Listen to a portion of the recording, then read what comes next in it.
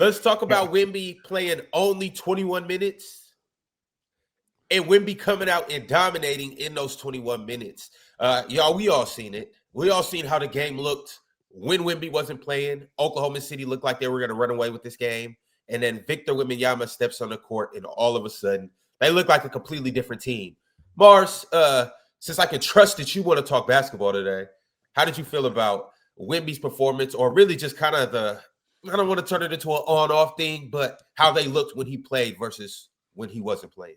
Games like that are the reason why I'll speak for myself. I don't need to be like super high on Wemby offensively to say that I think he's a top 5 player on the planet, because he has like this intrinsic defensive value that kind of just makes teams change the way in which they want to play. Like, I remember watching that first quarter, and I think OKC had like 3 separate lobs. No disrespect to Luke Cornet, but I just think that lack of mobility kind of got him in that instance. And OKC had like 3 separate lobs. Wemby comes in the game, and everything around the rim kind of just disappeared. OKC's rim frequency went down, their mid-range frequency went up, their offense stagnated.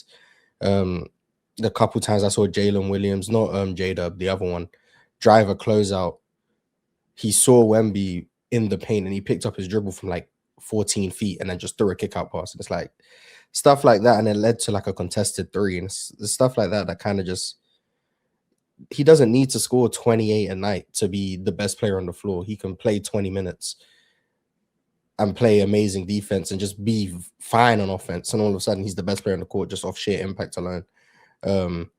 It's like the best comparison I can make is like, it's like the reverse Steph Curry. Like Steph Curry opens up the floor for everyone. Wemby, like, just he shrinks the floor for the opposing team. Like everywhere that is meant to be, oh, this is the most valuable spot on the floor. If Wemby's down there, it just doesn't exist for you. So I think that impact is why I think he's a top 5 player on the planet. Offensively, he did look good. Made like a pull-up 3 in the first quarter. That was like ridiculous. It's like, oh my god. Crazy shot over Alex Caruso in the 4th. Another shot over Chet in the 4th. Obviously knocked down most of his free throws when they played the fouling game. Rebounding is offensive rebounding too. He came in. The offensive rebounding was instantly felt, creating second chance opportunities for his team. He was just doing a little bit of everything, and as expected, he turned the ball over a bit. Obviously, with OKC swarming defense, and that's something I do expect. Like, because now I'm set. San Antonio is making the playoffs. I'm pretty much like, I expect them to be in the playoff series this year, and I expect Wemby to have turnover problems in the playoffs anyway.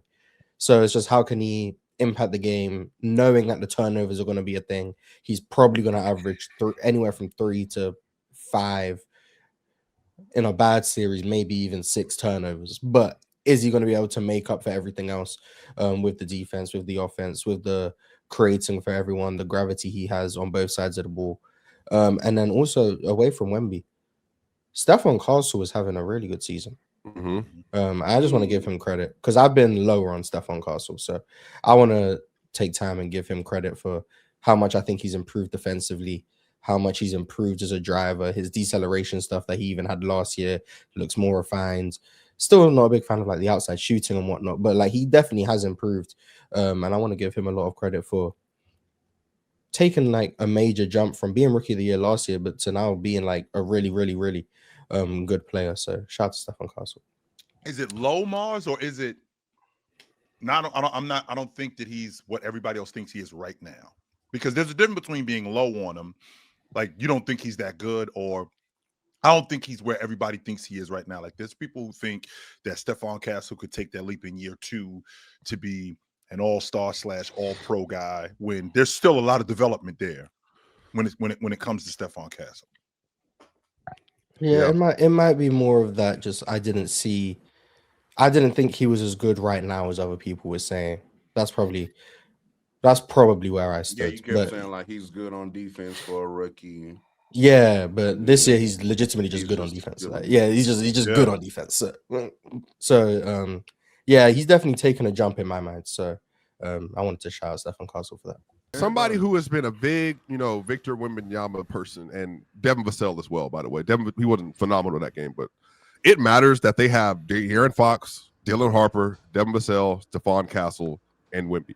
they have 5 ball handlers. And then you add Champagne in there, they have 6 ball handlers. And again, Champagne's not a great ball handler, but he's somebody that can actually beat you off the dribble on one dribble if you need to.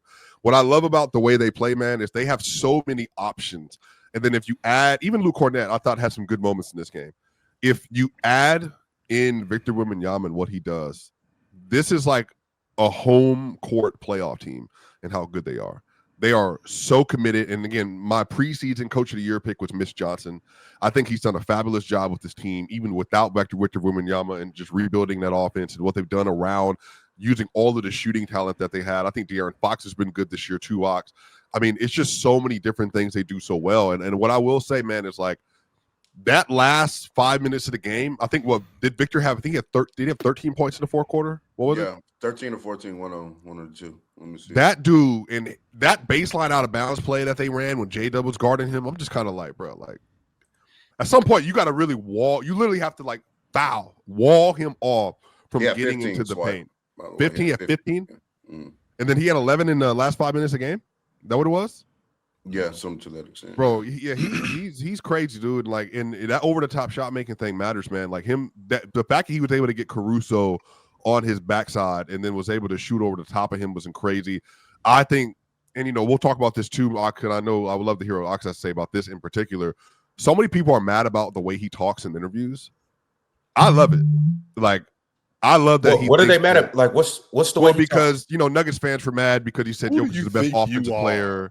Yeah, he's the best offensive player, not the best player. OKC fans were mad because Dirk Nowitzki felt like he was undermining Chet Holmgren. He said he could have gave him a little more love, and I'm just like, why?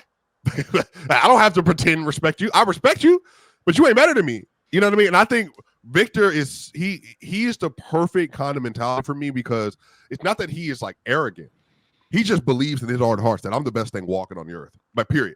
Like, there's nothing you can do about me. I believe when I play on every single team versus every game, whether I'm playing in France, whether I'm playing with the Spurs, whether I'm playing versus OKC, whether I'm playing versus the Malibu's Most Wanted, I'm going to be the best player on the floor. And I love the way that he thinks. I love the way he approaches it. And Chill, one of the great parts about it is he backs it up. Because even if he's not making his shots, it is in between stuff, real talk. When he's on the free throw line and Chet's missing free throws, he's going at you. When he's at the post and he scores over you, Alex Caruso, he's going after you. When you get to the rim and he blocks your shot or he deters your shot, he's going after you. He doesn't take breaks from trying to be great on every single possession. And the fact that you get a number 1 overall pick, a generational all-time great talent with that kind of mentality that literally said, I'm never, ever going to stop, that's, for me, it's what makes Wemby like the future of the NBA. He's everything that I think we loved about the 2000s and how he approaches the game, but also he's everything we love about the 2020s and that he's so skilled, and there's so many different things he does to the game. You can literally never actually take him out of the game because he's always going to be contributing defensively and contributing offensively just with his sheer gravity on the offensive side of the ball alone. He's not the perfect player yet. He has a lot of things in this game he's still working out. But the fact that we're in year 3 and this is what we're getting from Victor Wembanyama. And we haven't seen much of him neither, Swiper. Like, since you on the subject of year 3, we haven't seen much of him. But Ron, am I ridiculous if I see Wemby on the bench and I'm like, why is he on the bench? I think he should be playing every minute of every game. I don't think he should. Yeah, if he's healthy, but I mean, he just looks weird on the bench. Maybe you got to give Mitch some credit, though. I know that sounds crazy, Ox. But it just looks weird. You got to play 48 minutes? He should be in the game. The only time he should come out the game, real talk. The only time he should come out, when I'm watching him in that Oklahoma City game, which, by the way, that was one of the best defensive games that I've seen from two teams in a long time. That was a great game defensively from both of those teams. But when I'm watching Wemby, it just looks weird when he's on the bench, because it's incredible how the tide turns when he's on the floor as opposed to when he's not on the floor. How much different was he a plus 21 in 7 minutes in the first half or something like that? I want to say 22. Yes, it was something like that. Yeah, plus 22. It's incredible how different the game is when he's off the floor as opposed to when he's on the floor. How different they rebound. How much I'm watching not just Fox but Castle, and not just Castle but Devin Vassell. How their defense now gets pushed up. Now their perimeter defense is getting pushed up the line even more. They're looking to cause even more turnovers. The ball pressure went up yesterday. Not only did the ball pressure go up, the gang rebounding happened even more. It was almost like I've said this to you in the past, real talk. It's when I heard Bobby Bird say, "Man walked taller when he walked with James Brown." It was like when Wemby walked out there. It was like, we got him. Okay, now let's really get to it. We really can get to it now. I thought that Oklahoma City. I thought that they really struggled with Wemby. I'm not just talking about San Antonio. I'm talking about Wemby in particular with his interior defense.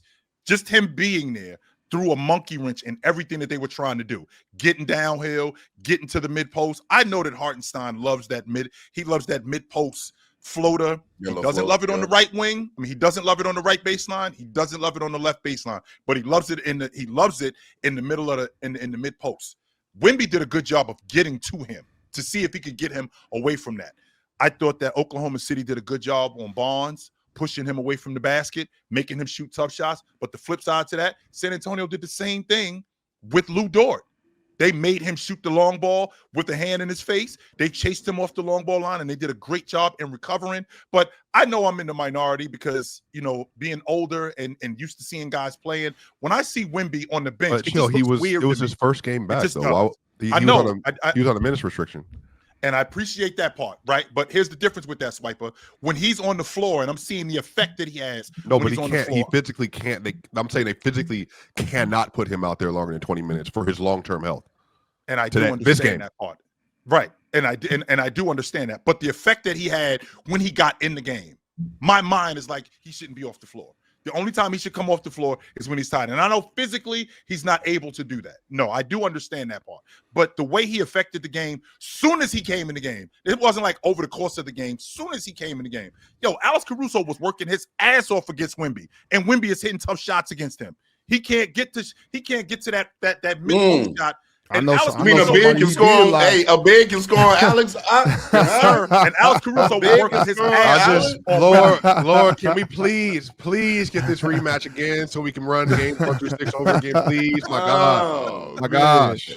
Wow, that's crazy. So Alex Caruso ain't locking Wemby. Wow, he made a couple good plays on Wemby though. That one where Wemby tried to get downhill and he slapped the ball from him, and then he ended up bobbling it, and he came get in the way of our narrative. Sit back and get down. When your narrative is trying to score Alex Caruso's defense, but Mars, he actually played some good defense. If the kid can only play 20 minutes a game, trade him. Might want to pick up that phone, man. Hell nah.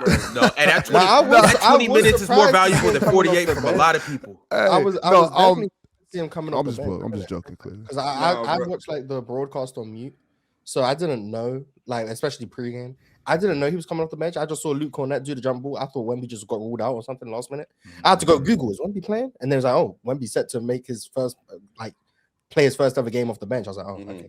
And then he didn't play the whole first quarter though. So then I was like, whoa, I was like, that's a mid game or something. I don't know. No, that's dope. Coach got a coach. You know what I'm saying? I got you 21 minutes. 20. I gotta make sure I use those in the right way. Let's go. Coach got a coach on the stretch of the game. But look, I also think the reason why he did that as well is because Shea plays basically that whole first quarter for OKC. So then you have Wemby checking in the game, and something about San Antonio's rotation pattern that I've noticed early on this season as well. Wemby and Fox usually check out the game first out of the starting five, and they check out together. They have a very real rotation like that. But second quarter starts, Wemby's now on the court, SGA's off, and Fox is on the court as well. And they cut into that lead immediately. But one thing I want to bring up besides Wemby, because I know everybody, Wemby obviously was very impactful. We all saw the game. We all understand that. San Antonio has been playing very good basketball lately with and without Victor Wembanyama. Wemby. I wanted to yes. And so I think that needs to be highlighted. I think the play of Stephon Castle, like Mars alluded to earlier, needs to be highlighted. The play of De'Aaron Fox needs to be highlighted. Hey, imagine Ron Chill Ox. We were up here saying that Fox is a positive defender, and we got told that we were crazy. We don't know what we No, that's not what it was. No, That's stop. That's exactly what it was. No, that's not the narrative. I didn't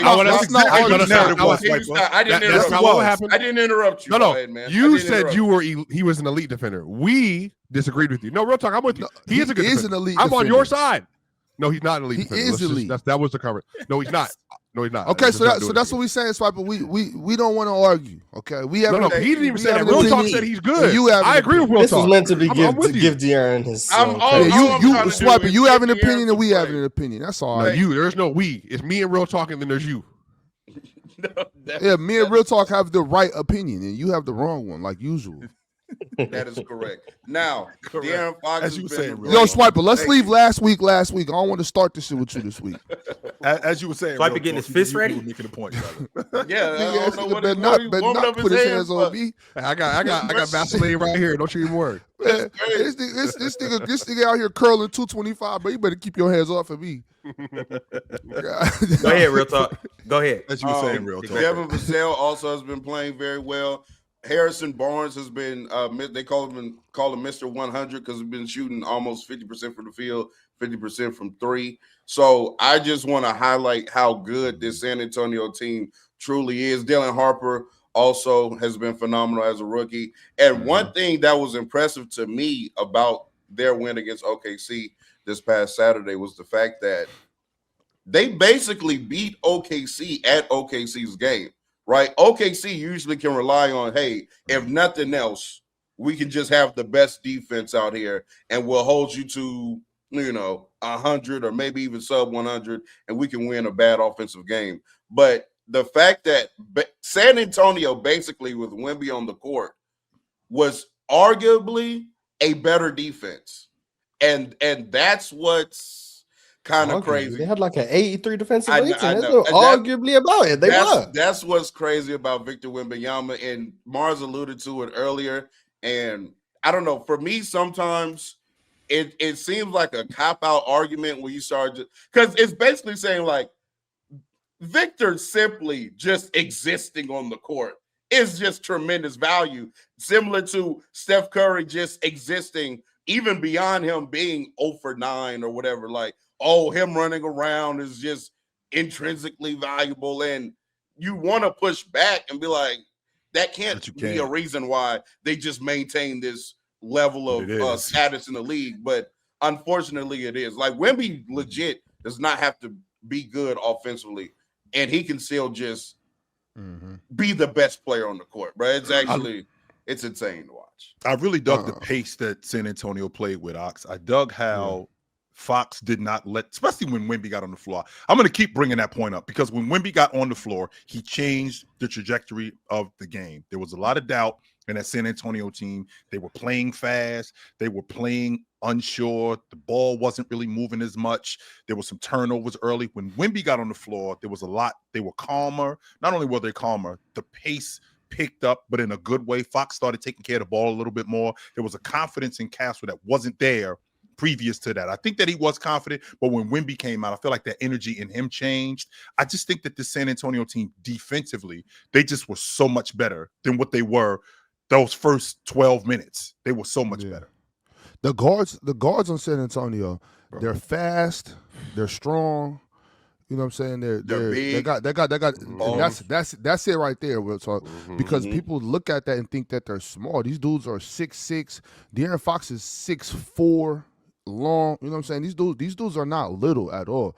So when you go small, it's not really going that small, and they're still fast and explosive and dangerous on both ends of the basketball court. We need that Stephon Castle, bro. His side to side movement too when he was guarding SGA, bro. Like that's special stuff, bro. To be able to keep your hands out the cookie jar, you know what I mean? When you slide as a guard, bro, like that's crazy, bro. Isn't that what I was? Thank you, because when I see Jonathan Kuminga guarding these dudes, he all just trying to take this reaching all that is discipline. Discipline defense is what it is. When you can play discipline defense at this level of basketball, being able to move your feet and stay in front of guys is incredible. You know what I mean? That's incredible to be able to do that at this level of basketball and keeping your hands to yourself. First of all, let me just say shout out OKC because that team is still a great basketball team. Let's not pretend like this is just they lost to the Spurs, so they can't do it. Like they weren't gonna go. They weren't gonna go 81-1. You know that wasn't happening, Ox. Right, no, that wasn't happening. I had some discussions about it. But, you know. No, that wasn't happening. You know, so it's like shout out to them dudes because they're still a great basketball team, very dangerous, and can still beat anybody. Right? It's the panel. Religion get built on cam. With a check, throw smoke, and the hoes go ham. You ain't never seen hoops all hit the raw. Every take got weight, every night we drop. This that barbershop. Courtside, worldwide tone. Welcome to the only show that really feel like numbers jumping like the score.